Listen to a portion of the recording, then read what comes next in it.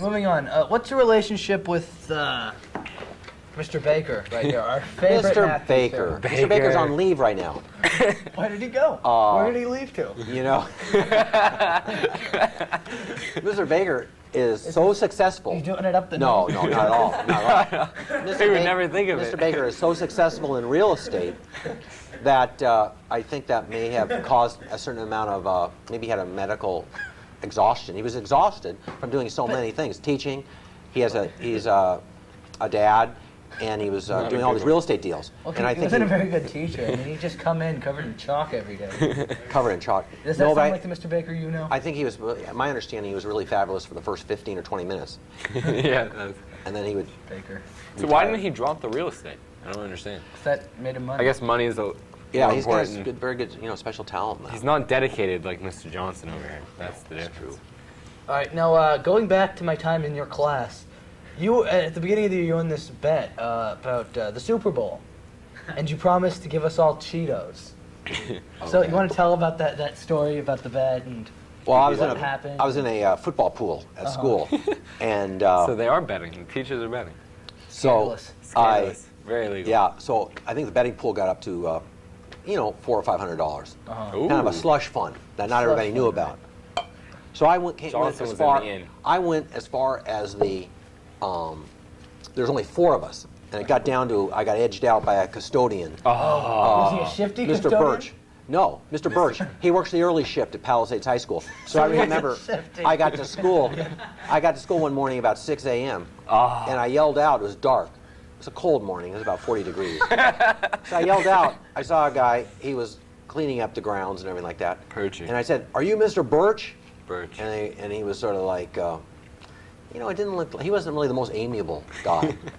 That's an SAT word, isn't it? Yeah. He wasn't always the nicest guy. Can I finish the story? Yeah, go ahead. Okay. Now, he wasn't the most amiable guy, and he goes, "Yeah, what do you want?" And I go, "Mr. Birch, I just wanted to congratulate you on winning the NFL pool. Look at this man. $400. That is a And very commendable. the next Monday, I noticed he was decked out in all gold chains. Just joking. No, but Mr. Birch, the custodian, won. God bless him. God bless him. Now we're running out of time, but just real quickly, you remember Samantha Longman? Oh, absolutely. Well, she kind of started this thing called the Johnsonisms, where she wrote down sort of little like wisdom and tidbits that you would say, and we typed them up, and I have some. That sounds like something late at night. You should read them.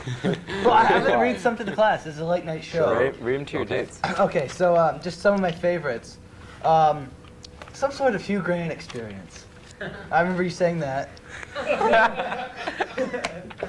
I don't recall that at all. Another one. Gambling is very addictive. It's like heroin or cocaine. And then you made a gesture for it. And then this one you said about me. Uh-oh, I just knocked over a briefcase. I just knocked over a briefcase. Oh, these things are like hard to remember. I don't remember saying these. One I really like. There's an evil side to Roman Polanski. True. The infamous Roman Polanski, director of Macbeth. Yeah. One of my favorites right here, and this is the last one I'll do. I listen to the beat because it keeps me in touch with the streets. Okay, I really did say that. That was the only one I really said out of all those 4. I may have said the Roman Polanski. We have hard proof, Mr. Johnson. Are you in touch with the streets, Ma? We have 450 of them. He's in touch with the streets. You're a modern day poet, Mr. Johnson. Man of the streets. Yes. So, but you like the beat? You're down. Yeah. Now, you keep your funky cool. I keep my funky cool. 102.3. The beat isn't. That's not the beat anymore. No. Yeah, they changed. That was like. Okay. That was like 5 years ago. Yeah. But So did you change with it, or you kept with 102.3? I used to listen to it in the morning, and I did notice that I did communicate about 20% better with the young people, the teenagers of today. The young people? As a result of listening, yeah. About 20%. Yeah. Real quickly, we're gonna have to wrap up pretty soon, but let me just ask you, what's the deal with Fortinbras? Fortinbras. That was one of our test questions for those of you who don't know. Oh, yeah. That's a Hamlet character. Uh-huh. Well, what's the deal with Fortinbras? What's the deal with Fortinbras? Give me the deal on Fortinbras. I would go back to that comment I said before. Comedy is a difficult thing, Well, you pull it off so well, Mr. Fortinbras. I don't recall that getting a laugh. In the Johnsonisms. What do you say? I think I'll tell. What was it? I think I'll be in charge of the comedy from here. Yeah, on out. I'll do all the comedy. There it is. That's I what remember know. that was one of the Johnsons, for sure. Yeah. I'll be So, taking care of the comedy from here on out. Tell us, do you get a lot of traffic tickets and stuff like that? So I remember quite a few instances when you told us about your driving. You know, and I guess now we're on the record and everything like that. I feel this is wow. I feel I asked the tough questions. I got no respect. No, I'll tell you. I'm not haven't been a role model for the young teenagers of today in my driving, but you know I'm determined. I did get 4 tickets to be honest in the last 18 months.